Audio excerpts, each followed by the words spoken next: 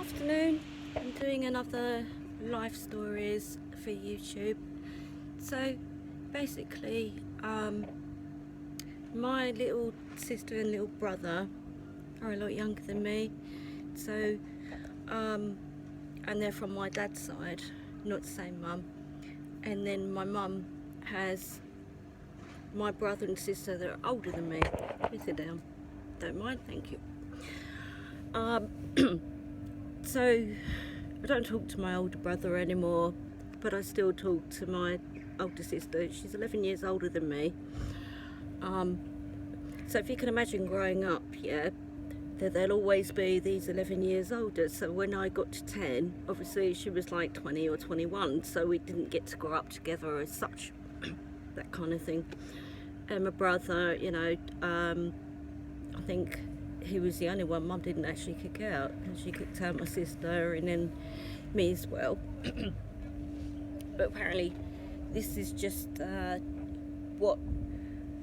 it's what some people used to do in the olden days, a bit like a bird in a nest, kick it out and see if it can fly. So, and then you have to learn to fly in your own way, if you get what I'm saying to a point. Okay, right, well anyway, so my little brother and sister from my dad's side, so my dad passed away in 2013 on January the 11th, and I'd been on a few holidays, and my brother was there. I think it was only one, to Thailand with my dad, which was great fun, and that was in 2010. Great times, He was always very nice to me, but my sister Cheryl has always been a bit, but that's because their mother brought them up to dislike me because I was the the child from the one before. But actually my mum and dad were together for 10 years, but he was always cheating all the time, so that's why she was pissed off and used to throw his clothes out and run around the flat trying to smack him in the head with a saucepan or something. Sounds a bit nutty, doesn't it? But I'd probably do the same. Someone was hurting me like that, and you think they're faithful.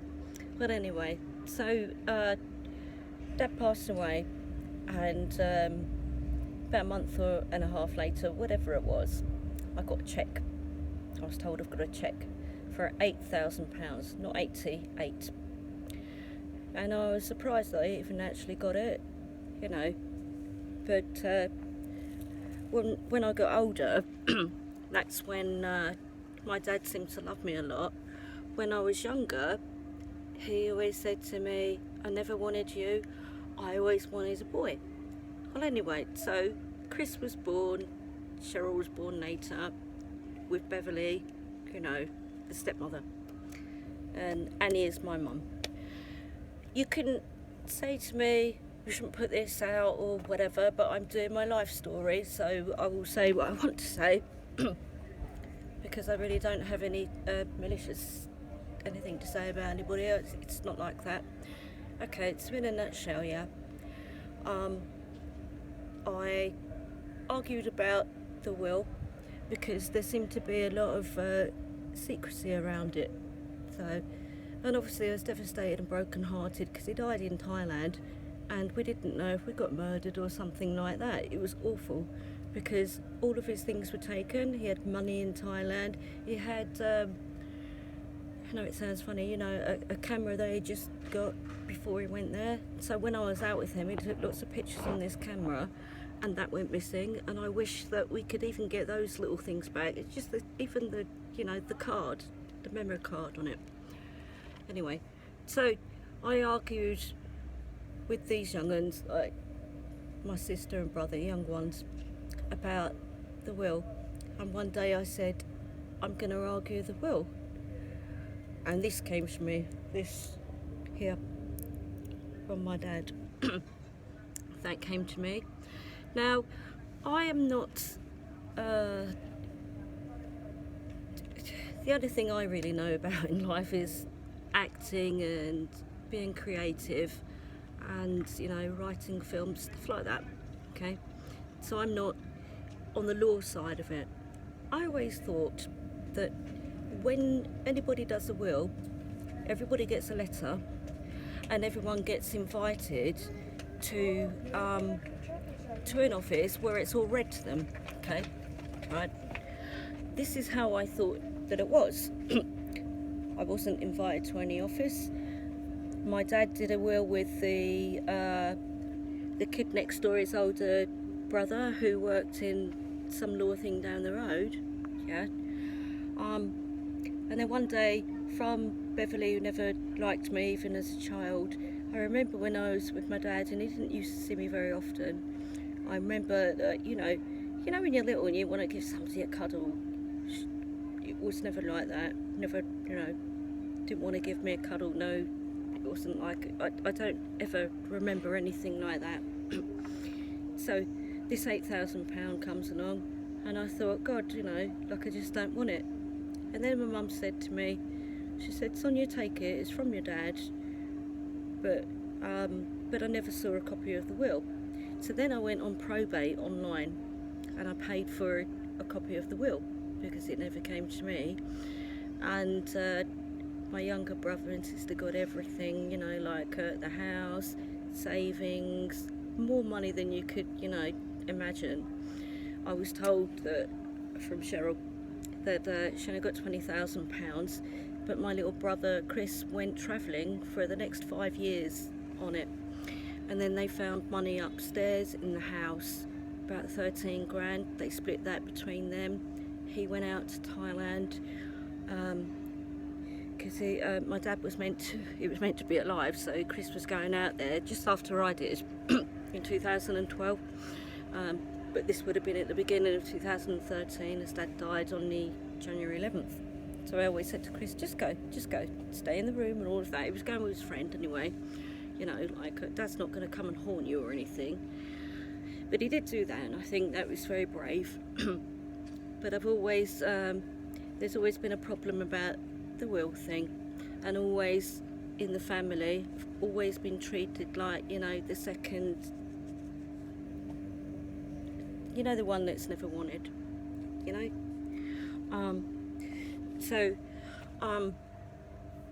this is difficult to talk about it, but I feel like I need to get it out, and since they're not speaking to me anyway, I guess it doesn't matter anymore. Do you understand?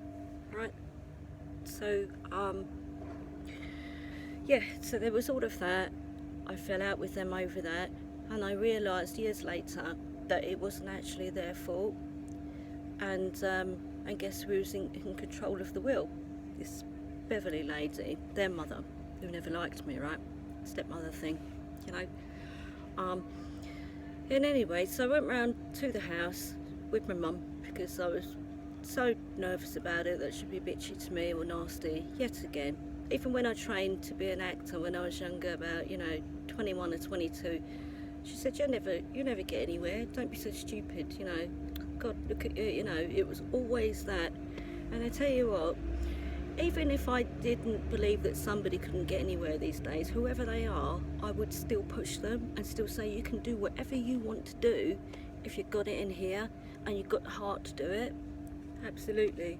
But yeah, so this carried on, and when my dad was alive, I used to go around quite late at night time because I knew that after about 9:30, 10 o'clock, she'd go to bed, and I'd have this time with my dad, and obviously on holiday as well.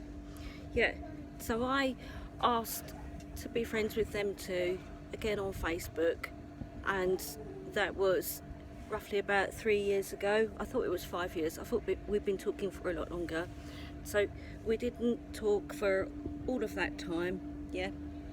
I just remember I've been tarred with this awful brush, that I'm just so awful and all of that. And yet, I must say to you, I've never taken anything from my dad. I never asked him for anything. So it's not like whatever, he didn't put me through uni or college, got me a car driving license like he did for them, yeah. So that's fine, that's great. But I didn't get any of that for them to go, you took the piss out of Dad, which I didn't, okay. Anyway, so we've been talking for about 3 years. I thought, as I say, I thought it was 5 because we'd fallen out for 5 years, and I just wanted to reach out and come back. I just lost my mum. That's coming up soon. It's funny what time is, you know. Time's a really strange thing. It seems to either go really slow when you're there and really fast when you look back at it. So Sister Cheryl was getting married, and she said to me, the only 2 people that she would allow me to bring was Steve, which is my best friend, who I did have a pagan marriage with. I know it's not, it's not church and it's not whatever, but and that was nearly coming up for a year ago, but that didn't work out. We just don't work out in that way. And I think, to be honest, even though he is his age, he'd rather stay with his parents. And maybe the reason he wants to be with his mum all the time is that because I lost mine, and maybe he understands now, yeah. So I've said to Cheryl, I said I don't want to take Steve and my other friend, I won't mention her name, I didn't want to take her in case she flirted too much with the men. Like there is reasons behind this, but Cheryl didn't ask what my reasons were and kept saying this friend of mine, she's so full of peace and love and all of that. Even though she only met her a few times, you would think that my judgment on it as a sister that has known her ever since she was a little tiny girl would be enough. So I said I'm going to go on my own, and the thing was, like, you cannot come on your own. You've got to bring either Steve or this person. And I said, oh my goodness, I said I thought that you would just want me there, I thought you just want me there, and I didn't want Steve there in case, because sometimes he used to get a bit funny about other men talking to me or whatever. As we're not together now, it's not even a thing anymore. We're just best friends again, and we should have just stayed like that, to be fair. All right. So that was going on, and eventually that day, my little sister said, "Okay, come on your own, or bring whoever you want." But that was the argument, and I said, "Did you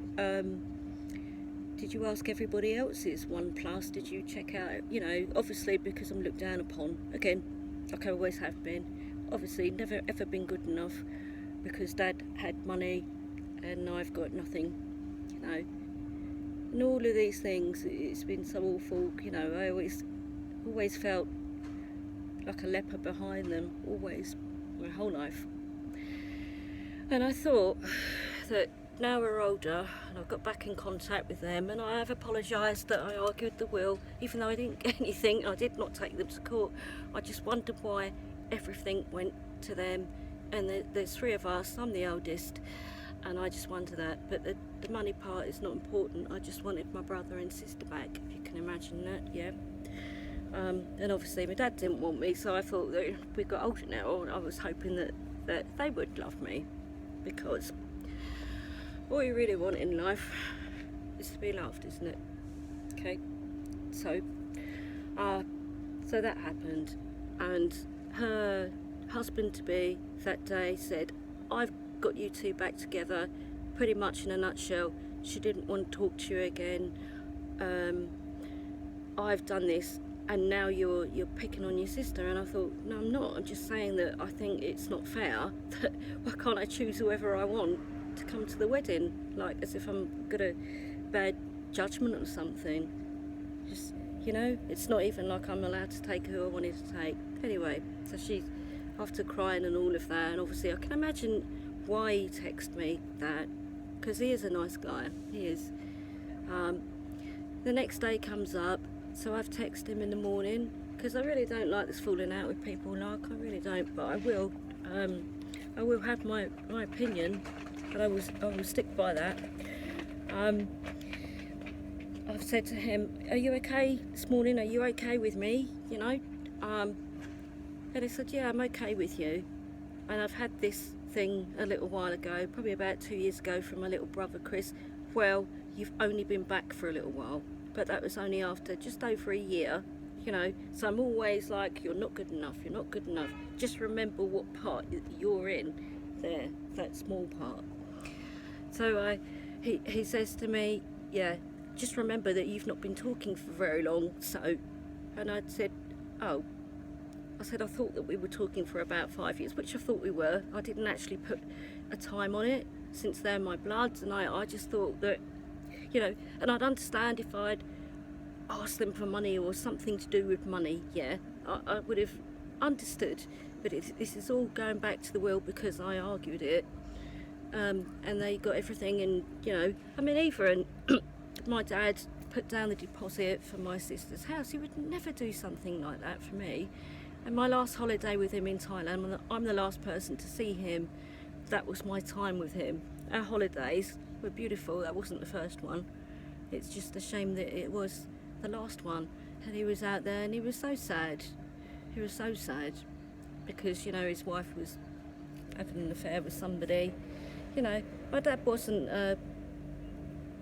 he was a, you know, ladies' man and stuff. But it hurt him out there and he was rather sad, you know.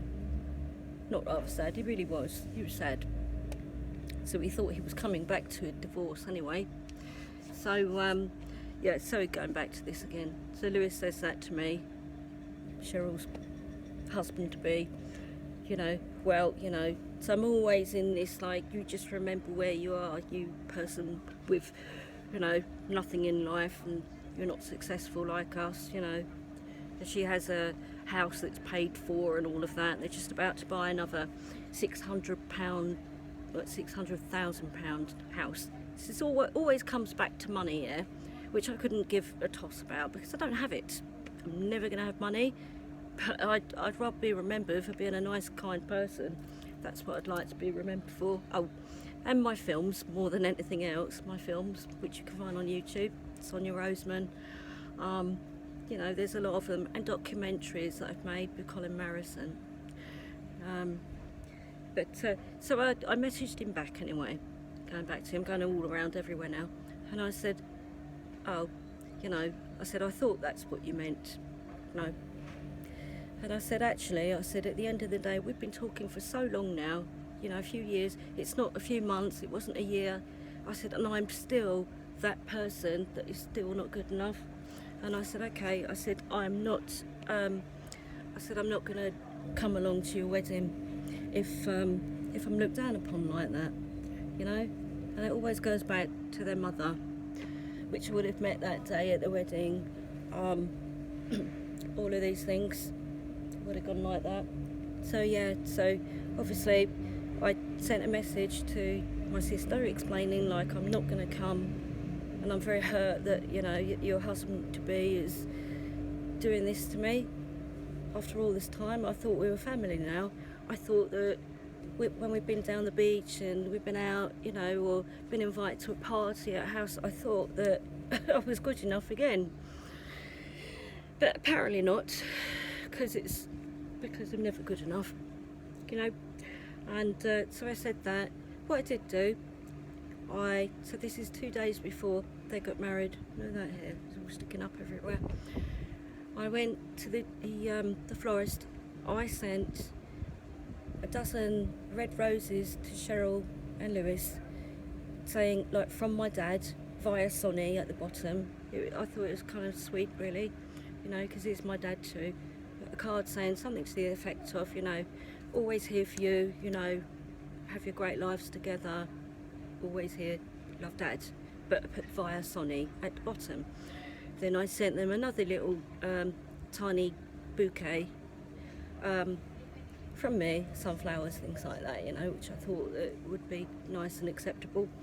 And then no thank came back. No thanks for, you know, the flowers, even though I don't like you anymore, or I'm angry or something like that. And then after they got married, I'm blocked again.